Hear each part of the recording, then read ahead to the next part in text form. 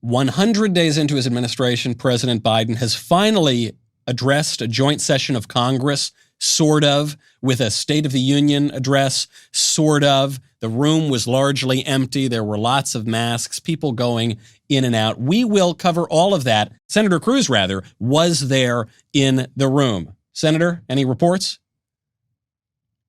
Senator?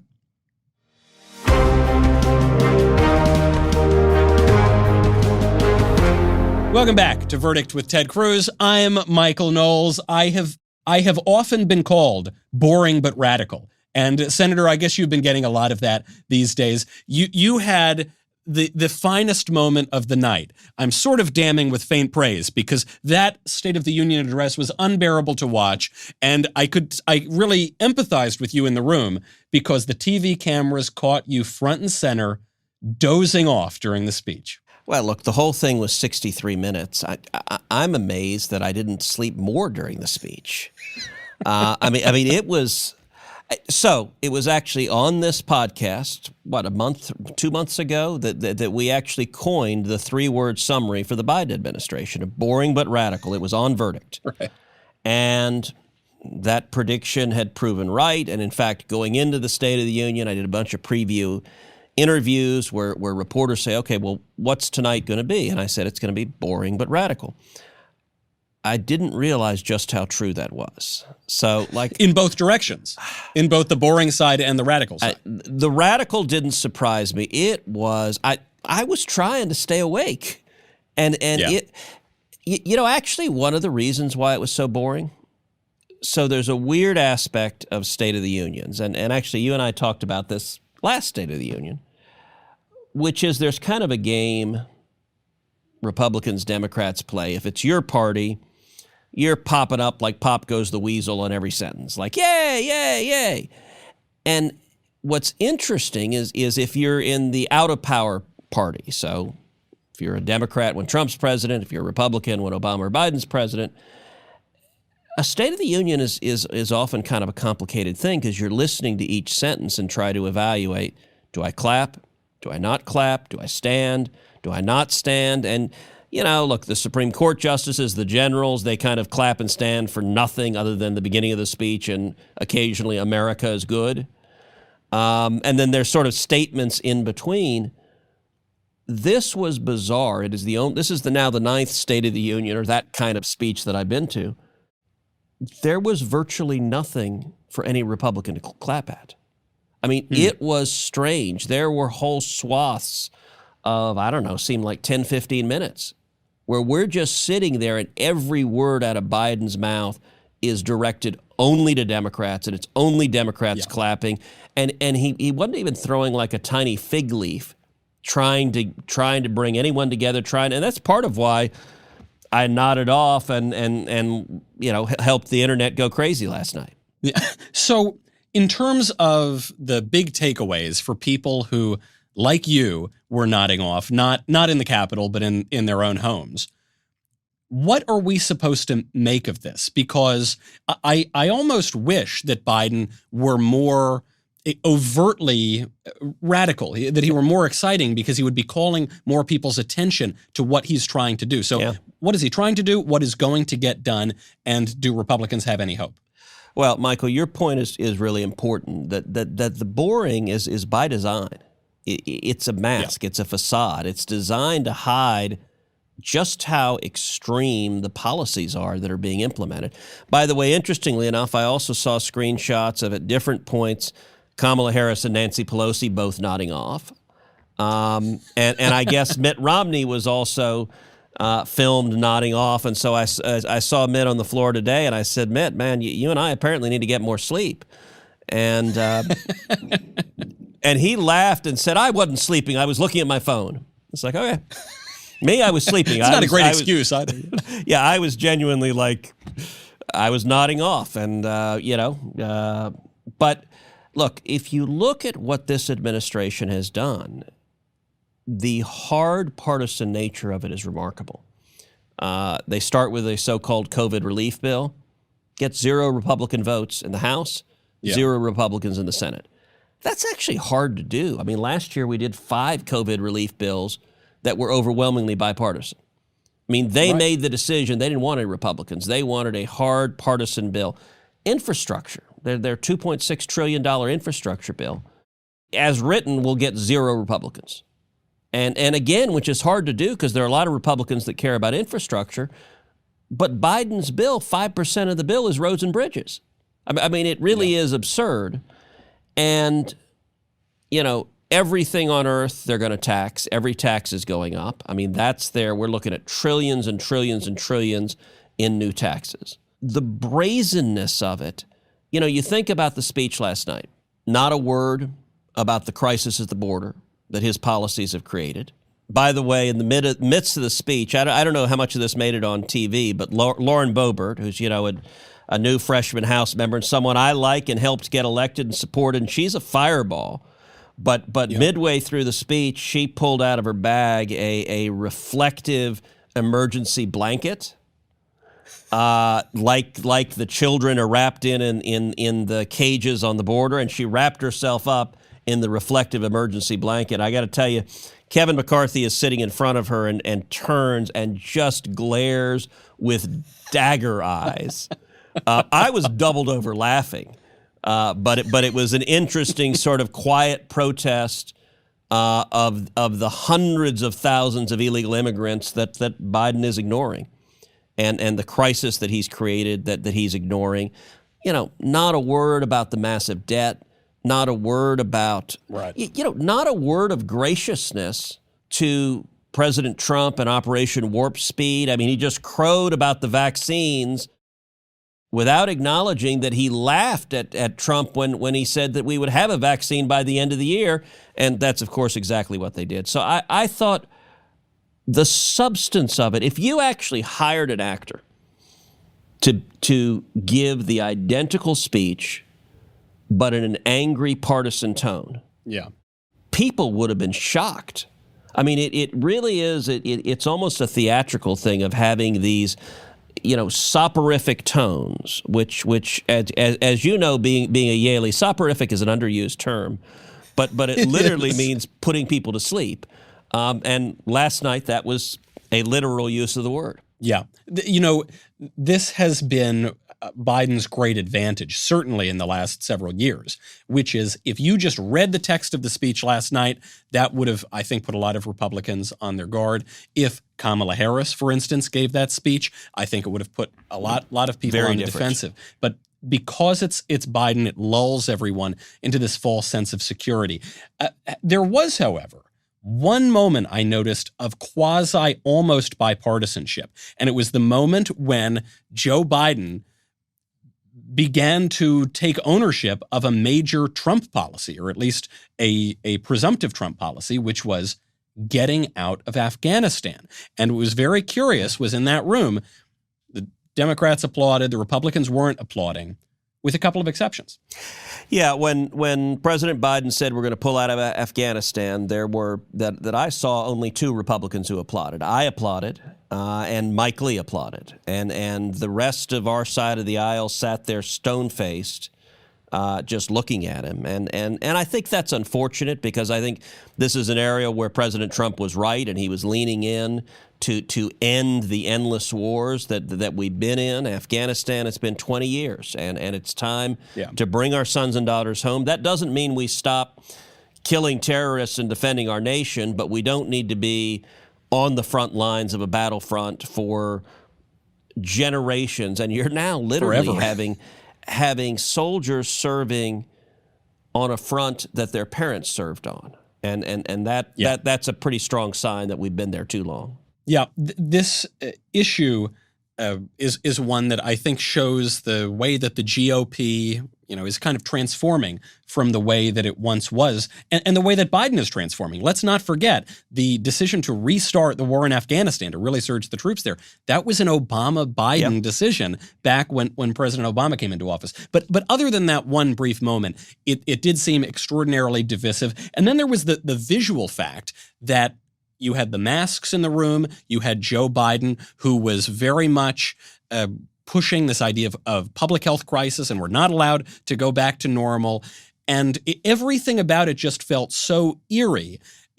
When are we going to be able to get back to normal? How are we going to be able to push this unified government to get us back to normal? Look, I thought there was an enormous amount of political theater. Now, listen, State of the Union, there's always political theater.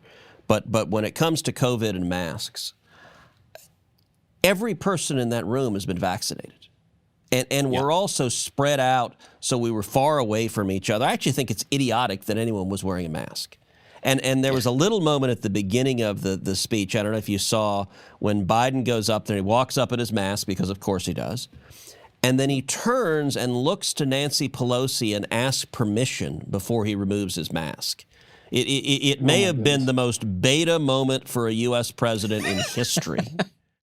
And it was just pitiful. And look, I got to tell you, I was conflicted on what to do. So for, I think, 3 weeks now, I have not been wearing a mask on the Senate floor.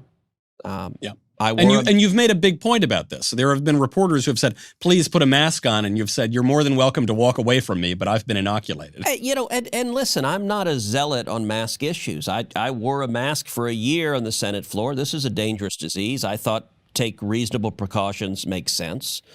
But in the Senate, it's every person, or virtually every person, has been vaccinated. And it doesn't make it, I believe in vaccines. And so it's interesting. So Rand Paul has not worn a mask throughout. He was kind of the lone in the heat of the pandemic. Now, he got the disease. So he said, look, I got the disease. I have antibodies, which is reasonable. But Rand was the only one of 100 that wasn't wearing a mask for months and months and months. And then after everyone got vaccinated, and, Michael, you'll remember, I actually delayed getting vaccinated. So they offered us the vaccines, I think, early January. And I didn't think it was right for members of Congress to cut in line. I mean, I'm relatively young, relatively healthy. I get that a whippersnapper like you doesn't think I'm that young, but compared to my colleagues in the Senate, I'm still in short shorts and wearing a beanie. That's true. And you remember when the polio vaccine came out. So you're well acquainted with all these vaccines. And so, I said, all right, I'm going to wait and let seniors get the vaccine. I'm going to let first responders get the vaccine. It's not right for me to cut in line.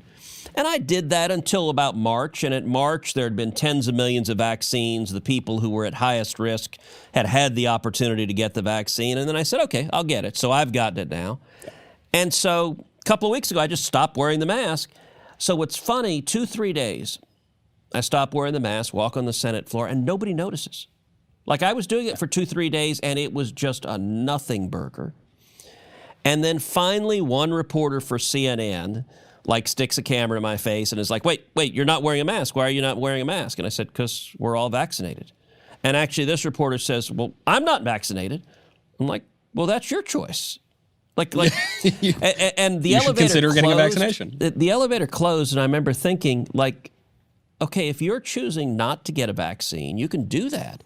But what right do you have to insist that the rest of us must wear masks because you've chosen not to get a vaccine? You don't have a right. It is available to you.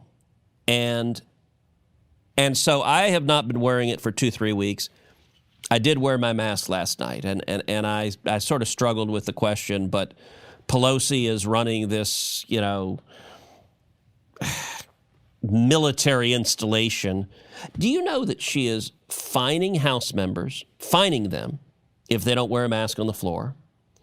And she is insisting that House members go through metal detectors, as idiotic as it is, because she's afraid some Republican is going to be packing heat. It's the dumbest thing I've ever heard. And thankfully, the Senate is not that idiotic. And they took down the metal detectors or whatever, because when I walked in, we didn't go through metal detectors. But I went ahead and wore the mask on the House floor because that's sort of what they're doing there. But I felt pretty sheepish for doing so because it was all theatrics. There is something deferential and conservative about saying, well, I'm in this chamber now. It's being run by this crazy lady, so I guess I'll follow the rules. But that's pretty much exactly what I was doing. And it is really nice to see that you've taken this very sensible approach, I think, from the beginning. And I don't think that people on either side can call you reckless about the masks or particularly zealous about it. Sure they can. But well, they certainly will, regardless. The only question is, Now, there are so many layers to this question. And I think even a lot of conservatives are very confused. What do we do here? It's not just, I recognize the pun of many layers to the masks, but you do. You have some people who say we need to wear 3 masks. There's some people who say just wear 1 mask is fine. Some people are saying you don't need to wear a mask. Some people are saying everyone needs to get vaccinated. Some people are saying you need a vaccine passport. Some people are saying ban it at the government level, ban it at the private level. What is the conservative, sensible American way to approach this issue? So I think a vaccine passport is a terrible idea. And I have been vocal and outspoken saying the government shouldn't require it. It would be horrific if the government did it. And I don't think private businesses should. So I don't think airlines should. I don't think I don't think private businesses should. I'm someone who believes in vaccines. I think vaccines are a good thing. I've gotten the COVID vaccine. Heidi's gotten the vaccine. My parents have both gotten it. Heidi's parents have gotten it. And I'm encouraging people to get it. I'd like to see as many people as possible get it. But I also believe in individual liberty. And if you don't want to get it, that's your choice. And there are some people who've got health issues for whom it may not make sense to get it. And so I think each person should evaluate whether it makes sense in your circumstances. But I think the CDC is actually doing real damage with the arbitrariness of their rules. So, for example, even after people get vaccinated, they're still idiotically saying, "Oh, well, wear masks here and there and everywhere," and it's like, well, wait a second. If we want people to get vaccinated, one of the best ways to do so is make clear once you get vaccinated, you can take the damn mask off. I mean that. Yeah. I think CDC's dragging their feet on that is very possibly disincentivizing millions of people from getting vaccines. And, this week they put out the guidance of, okay, now you don't need to wear a mask when you're outside if you've been vaccinated. It's like, well, okay, only morons were doing that. Thank you. And like, do I need a mask when I'm taking a shower? Like you haven't clarified that point. Although, did you see, Michael, a track coach in Massachusetts was fired because he wouldn't make his kids wear masks while running cross-country track outside? He didn't want his students to collapse in the woods and fall down on a rock. There's so much of this mask stuff that is just petty totalitarianism. It is we can control you and we want to control you, and that's what we're doing. Well, the rules keep changing, but it's not really about the rules themselves, I find. It's about, as you say here, the imposition of the rule. Who gets to impose their will on others? I want to go back to something you said, though, that I think is extraordinarily important. On the question of the vaccine passport, a number of governors have been divided on this because a lot of it's taking place at the state level. Some are saying we will not have any mandates from the government on the vaccine passport. Others are saying we will not permit private businesses to force you to show your medical history when you come into the bar or when you try to go on an airline or something to that effect. Well, and you're seeing employers that are firing employees for not getting the vaccines, which I think is terrible. I think that is deeply, deeply troubling and shouldn't be allowed. This ties in with something that you published yesterday in the Wall Street Journal, and you did not tell me that this was coming out. It's not like I got advance notice. I just saw the alert in the Journal. And I basically stood up and cheered when I saw this op-ed because it's something that conservatives just don't get, except for very few who are pretty rock-ribbed. You said that the era of conservatives shilling for private companies, corporations that hate our values and are opposing our country and are opposing even voter integrity measures, that time is over. And you said that you will not accept corporate PAC money in your campaigns. So that's right. I mean, look, we've all been watching the rise of the woke corporations and these big businesses, these Fortune 500 companies, where the CEOs have essentially decided they're going to be the political enforcers for the radical left. They're going to be the muscle for the Democratic Party. And we've seen, whether it's Coca-Cola or Delta Airlines, demagoguing on the Georgia voter integrity law or companies demagoguing on the Texas voter integrity law. And obviously Major League Baseball yanking the All-Star game out of Atlanta and moving to Lily White Denver instead, which just totally beclowns it. Atlanta is 51% black. Denver is 9% black. So they are so racially woke that they're going to take $100 million out of the pockets of a bunch of African-American small business owners and move it to a bunch of wealthy white people in Denver. Like, it's weird. Also worth pointing out that Georgia, they left because of the voter integrity law. Colorado has relatively strict voter laws. It's not a clear-cut issue over which has the more lenient voter laws. So the dynamic that's playing out in the Fortune 500, big business is not conservative. They are not our friends. Many of them are just risk-averse and scared, and the liberal mob comes after them. And they mobilize their employees, they mobilize their shareholders, they mobilize the press, and these CEOs are more than willing to just cave in and give the mob whatever they want. And it's really dangerous. And so what I announced this week is that I am no longer going to accept any corporate PAC checks, that corporate PACs, I won't take their money. And to give a sense of the magnitude of that, so I've been in the Senate 9 years. Over those 9 years, I've gotten about $2.6 million in campaign contributions from corporate PACs. Now, I've raised well over $100 million during that time, and so it's not the lion's share of the money that I've raised, but it is, $2.6 million ain't nothing. And I just decided enough is enough. If you guys are going to be actively fighting the American people, tearing down America, tearing down freedom, I don't want your stinking money. And I've called on other Republicans to do the same. And I think it's a powerful thing. And listen, you and I have talked about before, corporate welfare has always been garbage, and Republicans have been too willing to engage in that, where big companies come and say, give us a subsidy, give us corporate welfare, give us a Band-Aid. And I've been fighting against that from day one. A lot of other Republicans get sucked in. So the Export-Import Bank, which serves as essentially a giant subsidy for Boeing, a massive corporate welfare scam. I've fought against the XM Bank for the entire time I've been in the Senate, but a whole lot of Republicans are eager to carry Boeing's water on that.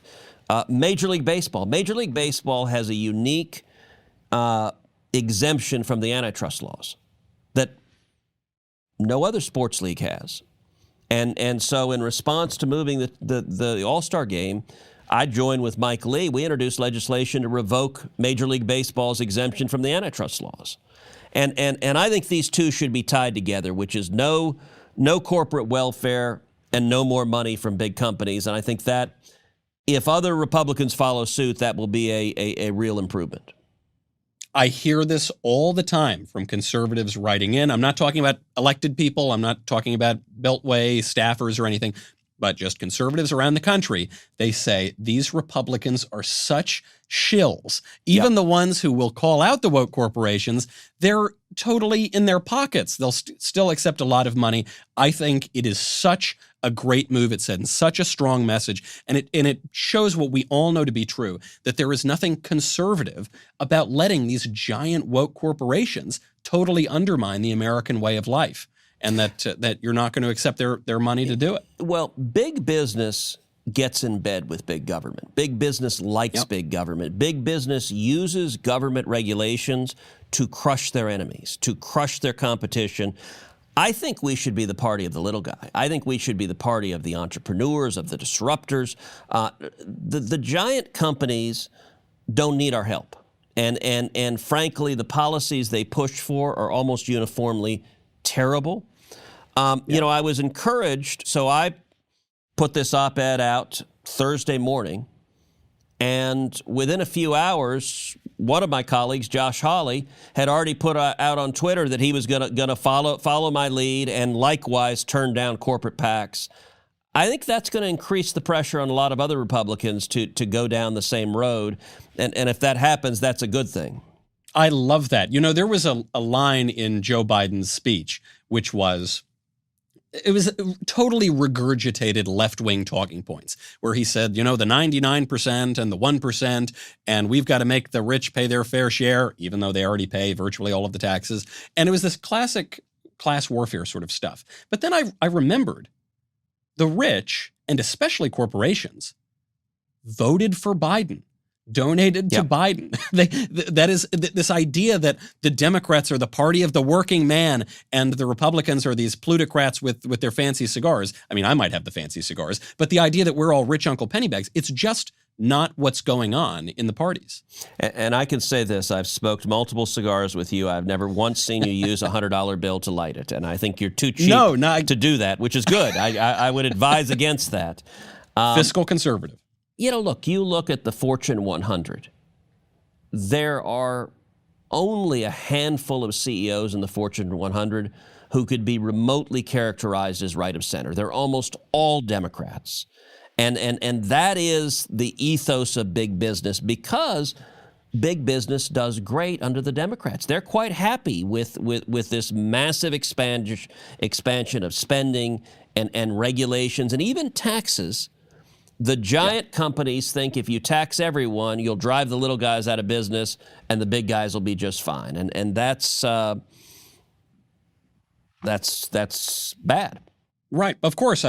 Barry Goldwater put it very well in Conscience of a Conservative. He said, conservatives need to make war on all monopolies. We need to make war on all unlimited power, all of this unchecked power. And anyway, I don't mean to lay it on too thick here, but I was just so pleased to see that op-ed. I hope that all the other Republicans feel the pressure. It's absolutely the right direction for the party. And, we've got a lot of questions in from our wonderful listeners, all of whom they're so great. They subscribe. They leave a 5-star review on the Apple Podcasts. They go to all the different platforms. So we really, really appreciate that. And we are not going to get to a single one of those mailbag questions right now, because I want to spend most, if not all, of our next episode on Verdict, getting to our listeners in the mailbag. So please be sure to send those questions in. And while you're at it, maybe you subscribe, maybe you leave a 5-star review, maybe you send it around to your friends, and we will get into all of those questions ASAP. Senator, I'm Michael Knowles. This is Verdict with Ted Cruz.